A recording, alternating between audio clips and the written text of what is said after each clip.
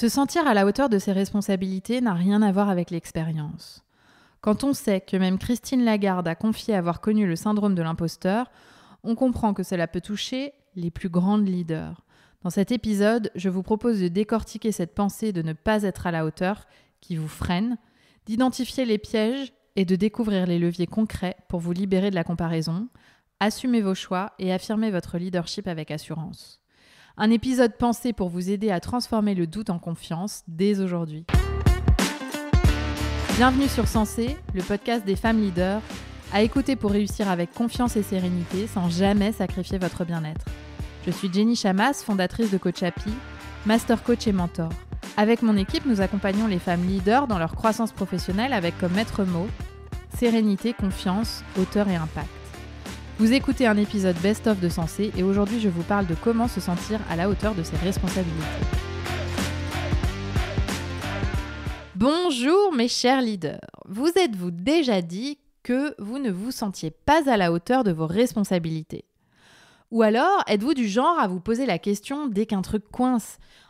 Suis-je vraiment à la hauteur de mes responsabilités ? J'ai entendu tellement d'entre vous me parler de cela que j'ai décidé de faire un podcast sur le sujet pour vous aider à bannir l'expression « être à la hauteur » de votre vocabulaire et surtout de votre cerveau. Sauf bien sûr si c'est pour penser que vous êtes totalement à la hauteur.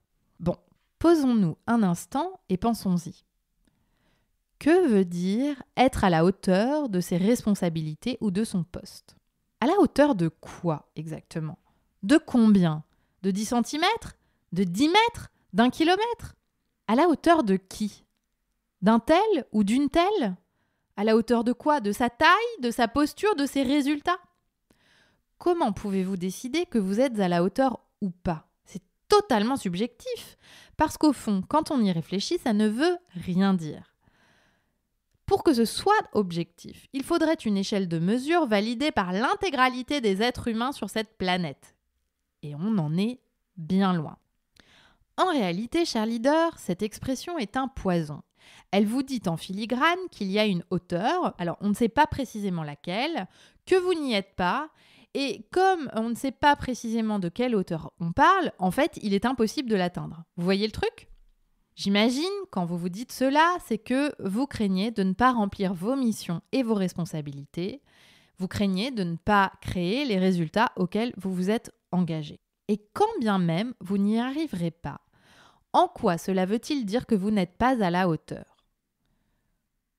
Cela signifierait qu'il y a des missions plus valables que d'autres, que certaines vous donnent plus de crédit. C'est une façon de voir les choses qui est dans bien des cas à votre détriment, même si elle est partagée par de nombreuses personnes. Car cela vous conduit à vous mettre une pression surdosée pour réussir, parce que vous avez peur de ce que vous penserez de vous ou de ce que les autres penseront si vous n'y arrivez pas. Et évidemment, quand on se met cette pression-là, on a plutôt tendance à ne pas y arriver. Tout ça pour vous dire, mes chers leaders, que cela peut vous aider de challenger ce mode de pensée. Il n'y a pas de hauteur, il y a juste des actions et des résultats. Puis il y a une évaluation objective des résultats pour améliorer la prochaine fois, si vous voulez un résultat différent.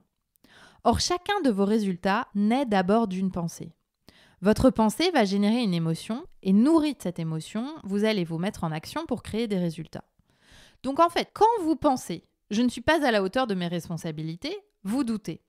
Quand vous doutez, vous hésitez, vous mettez du temps à décider et à vous mettre en action, vous réfléchissez beaucoup, vous ruminez et puis finalement vous agissez peu, vous testez peu, vous osez peu. Et quand vous faites tout cela, le résultat que vous créez est sans doute de ne pas être à la hauteur de vos attentes ni de vos responsabilités. Vos pensées créent votre réalité.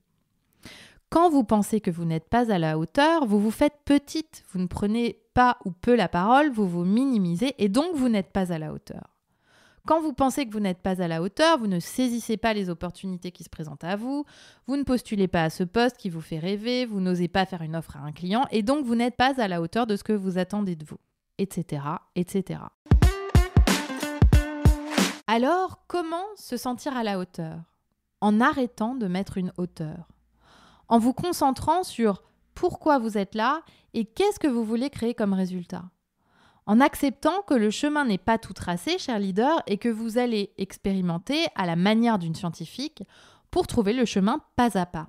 En testant et en évaluant factuellement ce qui marche et ce qui ne marche pas. En progressant grâce aux actions que vous prenez. En développant vos compétences. Et à chaque fois que vous observez cette pensée revenir « je ne me sens pas à la hauteur », vous souvenir que c'est juste votre petit tyran intérieur qui adore la comparaison et la dépréciation, car c'est un peu plus facile que de se mettre en action et de prendre des risques, même mesurés. Parlez à ce petit tyran en lui disant que ces échelles de valeur ne vous intéressent pas, que vous êtes concentré à apprendre et à vous développer et à faire ce que vous aimez. Et quand, malgré le fait de réorienter vos pensées, malgré le fait de tester, malgré le fait de rester factuel, vous vous rendez compte que vos responsabilités ne sont pas alignées avec vous, alors à ce moment-là, vous pouvez vous interroger sur le fait d'en changer. Mais ce n'est pas une question de hauteur, c'est une question de désalignement, d'inadéquation entre votre zone de génie et ce que nécessitent ces responsabilités-là. Ça ne dit rien de votre hauteur. C'est subtil, je le sais. Et en même temps, c'est ça qui fait la différence dans la façon dont vous allez expérimenter vos responsabilités, cher leader. Un cerveau bien administré, des pensées réorientées, avec soin, ont un impact positif sur votre vie intérieure, votre vie émotionnelle et sur vos résultats.